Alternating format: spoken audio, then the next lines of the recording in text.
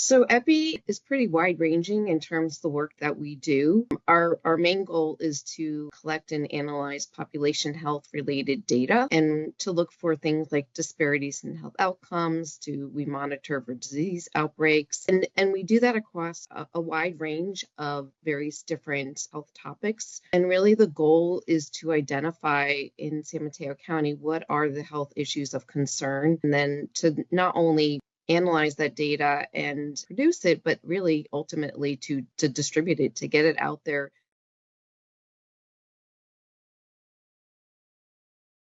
The history of the Health and Quality of Life Survey in San Mateo County, it's a population-based survey. It's been done in the community since the late 1990s, and it's been done about every 3 to 5 years, generally about every 3 years. For the most part, through additional focus on certain populations, we've been able to do, it's called oversampling, but able to get enough representation from certain communities. We've been able to provide the data for those communities. So for example, African Americans, Pacific Islanders in particular. In 2022, we did the survey again. This was the last time we did the survey, and we actually made a very concerted effort to work with the LGBTQ Commission, who actually EPI had worked with just prior to the COVID pandemic on analyzing some data from another survey that they had conducted. So we already had like a collaboration, and we figured, who best to work with than the folks that work in the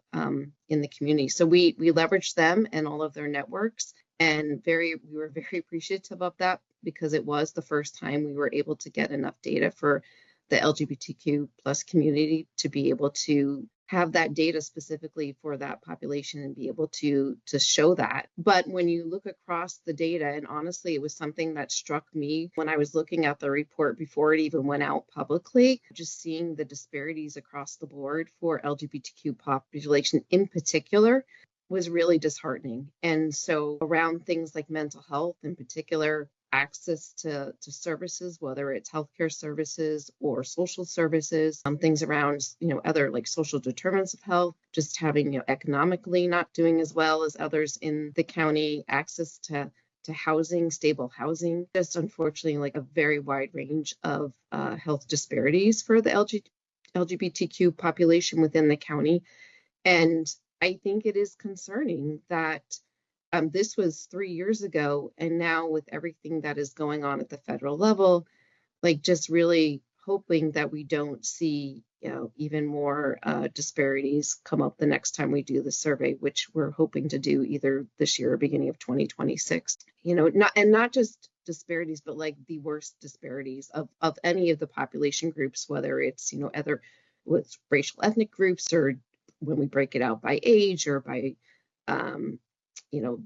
geographic area in the county. They're really just a lot of times had the highest disparities out of any population groups that we looked at. So it's definitely data when we want to get out there. We want to share more broadly so that other folks have knowledge of what is going on in the community and how can we all work together to address a lot of those disparities and hopefully decrease them.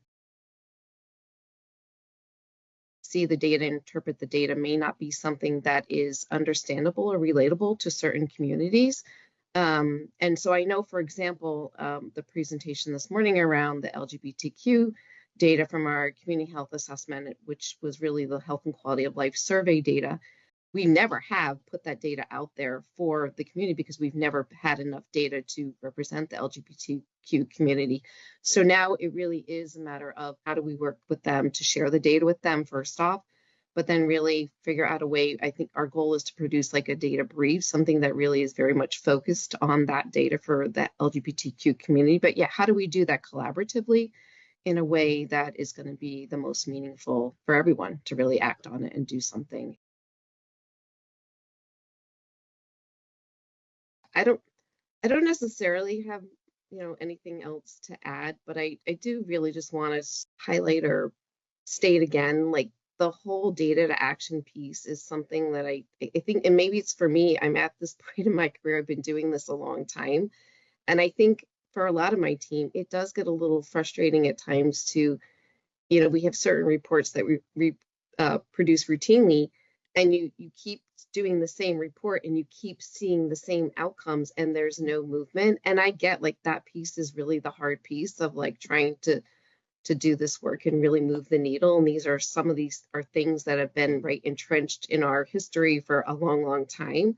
But I think that's something from Epi side we really want to help and try to see how can we affect some change so we're not generating the same data over and over again with not much happening around it. I think the other piece too really is in terms of like what do we focus on, right? There are a lot of health issues sometimes within certain populations, and I would just say to that again, like I think the community piece, like getting input from them, because what we think might be something important to focus on may not be what they see as a priority. So really getting that input from community, I think, is very important.